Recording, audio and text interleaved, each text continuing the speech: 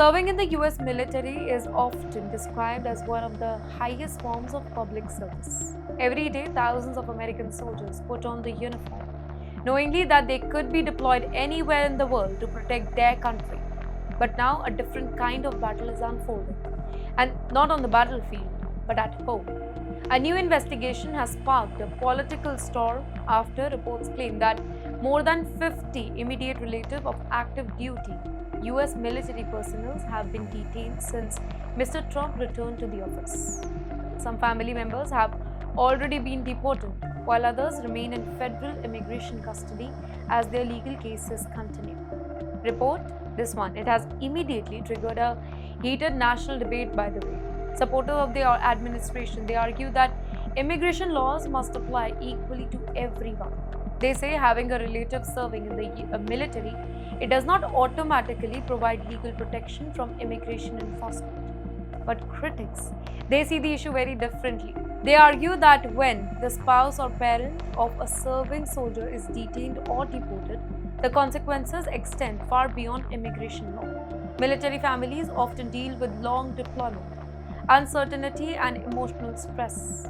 Adding immigration enforcement into that equation, they say it could damage troop morale and place additional pressure on service members who are expected to focus on national security.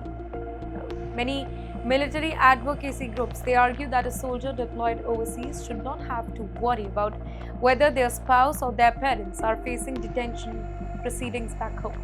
They believe that this could affect morale and military readiness at a time when service members are expected to remain focused on their duties.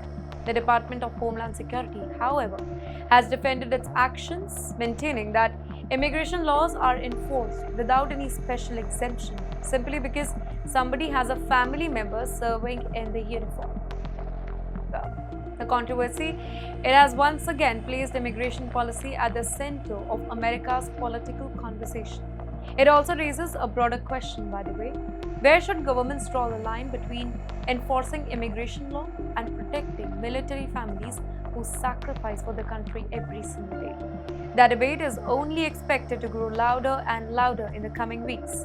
And yes, while immigration is dividing political opinion, another investigation has exposed an entirely different problem.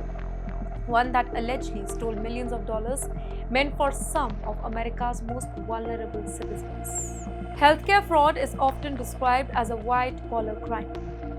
There are no dramatic police chases, no bank robberies, no explosions. But investigators say that the damage, it could be just as devastating because the money being stolen belongs to taxpayers and it is meant to care for the elderly, the sick, and the most vulnerable people in the society. Now, the US Department of Justice has announced one of its latest major crackdown on healthcare fraud. Federal authorities have charged 19 people in Pennsylvania in connection with alleged schemes involving millions of dollars in fraud, Medicare, and Medicaid claims. At the same time, the Justice Department has expanded its Northeast Healthcare Fraud Strike Force into Philadelphia, giving investigators additional resources to pressure healthcare fraud across the region.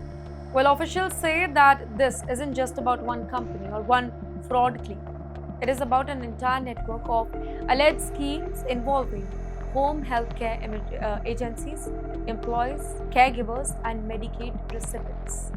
And yes, some of the allegations are extraordinary here.